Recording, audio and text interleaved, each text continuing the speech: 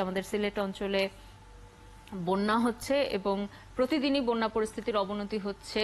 আমরা সংবাদপত্রগুলো যখন দেখছিলাম সেখানেও দেখছিলাম বিভিন্ন সংবাদপত্রে এসেছে যে সিলেটে 5 লাখেরও বেশি মানুষ এখন পানিবন্দী এবং দুর্বিষহ জীবনযাপন করছেন। আমরা সিলেটের একেবারেই মাঠ পর্যায়ে আসলে কি অবস্থায় আছেন এখন মানুষ সেখানকার, সে সবশেষ খবরাখবর জানবো। আমাদের সাথে আমাদের সহকর্মী হোসাইন আহমেদ সুজাত যুক্ত হচ্ছেন। সুজাত, স্বাগত জানাচ্ছি আপনাকে একাত্তর সকালে। এই যে আপনি কোন এলাকায় এখন আছেন সেটি জানাবেন এবং কি পরিস্থিতি দেখছেন আপনার চারপাশে, সাধারণ মানুষ কতখানি ভোগান্তির মধ্যে আছেন, তাদেরকে সহায়তার জন্য প্রশাসন কি কি করেছে এখন পর্যন্ত?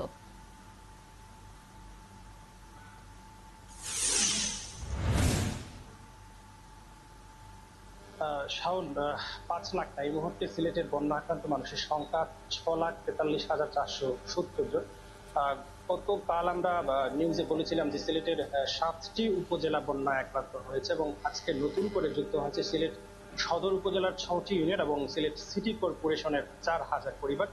এই মুহূর্তে যদি আপনাকে আমি প্রথমে নদীর চিত্র দেখাই, যে সিলেট শহরে কিন্তু এই মুহূর্তে সুরমা নদীর পানি বিপদ সীমার +6 সেন্টিমিটার উপর দিয়ে প্রবাহিত হচ্ছে। সেটা আসলে এই মুহূর্তে অনেক বেশি, যেখানে সুরমা নদীর বিপদ সীমা হচ্ছে 10.80 সেন্টিমিটার, কিন্তু এই মুহূর্তে সুরমা নদীর পানি 10.86 সেন্টিমিটার উপর দিয়ে প্রবাহিত হচ্ছে, অর্থাৎ বিপদ সীমার অনেক উপরে। এবং এই বিপদ সীমার উপরে চলে যাওয়ার কারণে ইতোমধ্যে সিলেট শহরের উপশহর, মাছিমপুর, ছড়ার পাড়, তালতলা সহ বেশ কিছু এলাকা কিন্তু পানির নিচে তলিয়ে গেছে। তবে নদীর পানির কিছুটা উন্নতি হয়েছে কানাইঘাটে, সেখানে পানি কিছুটা কমেছে, যদিও এখনো বিপদসীমার অনেক উপরে। উন্নতি হয়েছে সিলেটের গোয়াইনঘাটে, কোম্পানিগঞ্জে, সেই এলাকার যে সকল নদী রয়েছে, জারি, সারি, গোয়াইন, জাউকি, ধলাই, প্রত্যেকটা নদীর পানি কিন্তু বিপদসীমার নিচে চলে এসেছে। এই অঞ্চলের পানি বিপদসীমার নিচে যাওয়ার কারণে সিলেট শহর এলাকায় কিন্তু পানি বেড়ে যাচ্ছে এবং নতুন নতুন করে কিন্তু সিলেট সদর উপজেলা এবং সিলেট সিটি কর্পোরেশন এলাকার মানুষ বন্যা আক্রান্ত হচ্ছে। সমগ্র জেলাতে 48টি ইউনিয়ন সর্বমোট বন্যায় প্লাবিত হয়েছে এবং 570টি আশ্রয় কেন্দ্র খোলা হয়েছে। এই যে আসলে সময়ে একদিকে বন্যার উন্নতি হচ্ছে, আবার আরেকদিকে অবনতি হচ্ছে। উন্নতি আসলে তেমনটা বলা যাবে না, কেননা মানুষের ঘর থেকে পানি নেমে যাওয়ার পর কি পরিমাণ দুর্ভোগ সৃষ্টি হয় সেটা কিন্তু আসলে বলার ভাষা রাখে না। তো আপনাকে আমি যে জিনিসটা বলতে চাই যে একের পর এক বন্যা কিন্তু প্রতি বছরই সিলেটে হচ্ছে এবং এই যে বন্যার মেইন কারণ হচ্ছে আসলে সুরমা নদীটা দিন দিন ভরাট হয়ে যাচ্ছে। এবং 2022 সালের বন্যার পর বলা হয়েছিল যে তড়িৎ গতিতে সুরমা নদীর সিলেট শহর এলাকায় কিন্তু খনন কাজ করা হবে। সেই খনন কাজ কিন্তু আজও সম্পন্ন হয়নি। 15 কিলোমিটারের মধ্যে মাত্র 11 কিলোমিটার সম্পন্ন হয়েছে এবং সেই 11 কিলোমিটার সম্পন্ন হওয়ার কারণে কিন্তু কিছু এলাকা বেঁচে গেছে, বিশেষ করে মদিনা মার্কেট এলাকায় কিন্তু পানি হয়নি। আপনি জানেন যে 2022 সালে যখন বন্যা হয়েছিল তখন কিন্তু বিদ্যুৎ বিচ্ছিন্ন হয়ে গিয়েছিল, সেই এলাকা কিন্তু কিছুটা বেঁচে গেছে।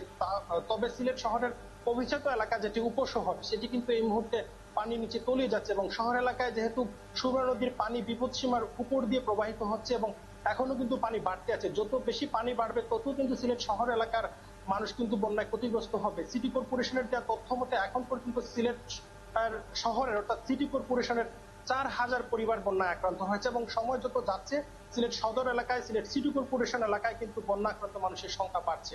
শাওন, সুজাত, কোথাও কোথাও বিশেষ করে জকিগঞ্জে কিন্তু বাঁধ ভেঙে বন্যা হওয়ার, অর্থাৎ পানি ঢোকার খবর বিভিন্ন গণমাধ্যমে এসেছে। এই বিষয়টি নিয়ে যদি একটু জানান যে কি পরিস্থিতি এখন সেখানে।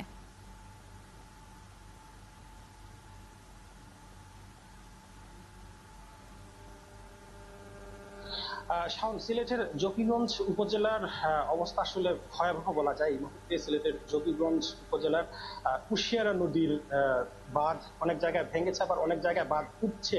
পানি ঢুকে ইতিমধ্যে জকিগঞ্জ উপজেলার প্রায় 50টি গ্রাম প্লাবিত হয়েছে। জকিগঞ্জ উপজেলা স্বাস্থ্য কমপ্লেক্স পানির নিচে তলিয়ে গেছে, পাশাপাশি জকিগঞ্জের বেশ কয়েকটি স্কুল এবং কলেজ পানির নিচে তলিয়ে গেছে। আপনি জানেন যে সিলেটের যে প্রধান যে দুটি নদী রয়েছে, সুরমা এবং কুশিয়ারা, দুটি নদীর মিলনস্থল কিন্তু সিলেটের জকিগঞ্জের আমনশিদ, অর্থাৎ সেই আমনশিদে কিন্তু কুশিয়ারা নদীর পানি এই মুহূর্তে বিপদসীমার অনেক উপর দিয়ে প্রবাহিত হচ্ছে এবং এই বিপদসীমার উপরে চলে যাওয়ার কারণে কিন্তু বেশ কিছু এলাকায় ঢাই উপচে পানি ঢুকে পড়ছে লোকালয়ে, এবং সময় যত যাচ্ছে ততই কিন্তু যোগীগঞ্জে বন্যা আক্রান্ত মানুষের সংখ্যা বাড়ছে। এবং আমরা যেটা দেখেছি যে বেশ কিছু এলাকায় কিন্তু যাই ভেঙে গিয়েছিল, বিজিবি এবং স্থানীয় লোকদের সহায়তায় সেগুলো কিন্তু মেরামত করা হচ্ছে। অর্থাৎ যোগীগঞ্জেরও কিন্তু বন্যার অবনতি হচ্ছে, এবং সিলেট যোগীগঞ্জ মহাসড়কের বেশ কিছু এলাকা পানির নিচে তলিয়ে গেছে। পাশাপাশি যোগীগঞ্জ উপজেলার যে সকল আঞ্চলিক সড়ক রয়েছে সেগুলো কিন্তু পানির নিচে তলিয়ে গেছে। যোগীগঞ্জে সর্বমোট 55টি আশ্রয় কেন্দ্র খোলা হয়েছে, এবং কুশিয়ারা নদীর পানি যতই বৃদ্ধি পাচ্ছে ততই কিন্তু